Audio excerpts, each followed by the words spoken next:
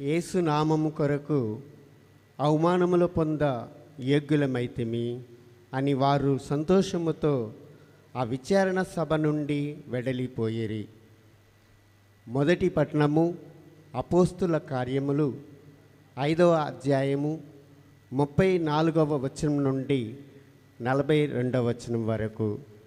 అపోస్తుల కార్యములు 5వ అధ్యాయము 34వ వచనం నుండి 42వ వచనం వరకు. ఆ దినములలో విచారణ సభ సభ్యులలో ఒకడు ధర్మశాస్త్ర బోధకుడును ప్రజలందరిచే మిక్కిలిగా గౌరవింపబడువాడును.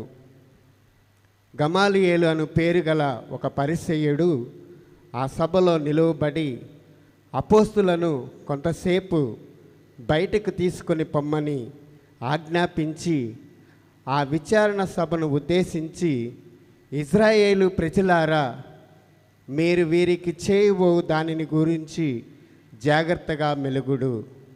కొంతకాలము క్రిందట తేయోదాసు అనువాడు కనబడి తాను ఒక గొప్పవాడనని చెప్పుకొని ఉండెను.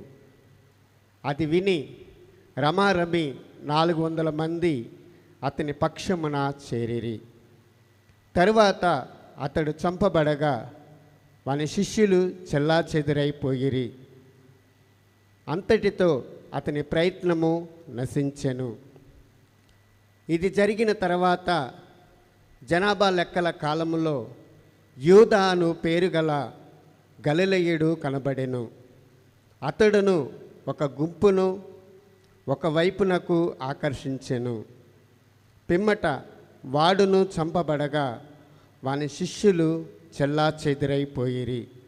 కాబట్టి ఇప్పుడు ఈ విషయములలో ఈ మనుషులను గురించి వ్యతిరేకముగా ఏ చర్య తీసుకోరాదని చెప్పుచున్నాను.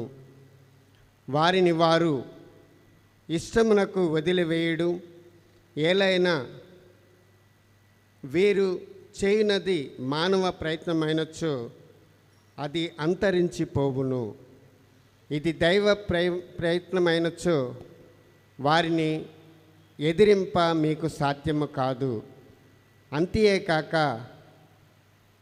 అది దేవునికి వ్యతిరేకమైన పోరాటము కాగలదు అని చెప్పగా ఆ న్యాయసభ గలిలయేలు సలహాను పాటించెను.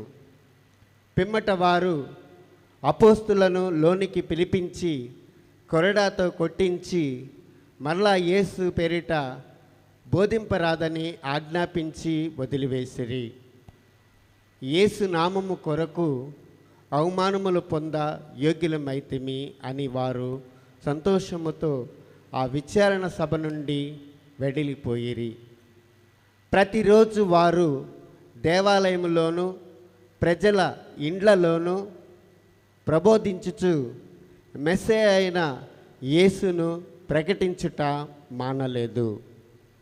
ఇది ప్రభువు వాక్కు. సర్వేశ్వరునికి వందనములు.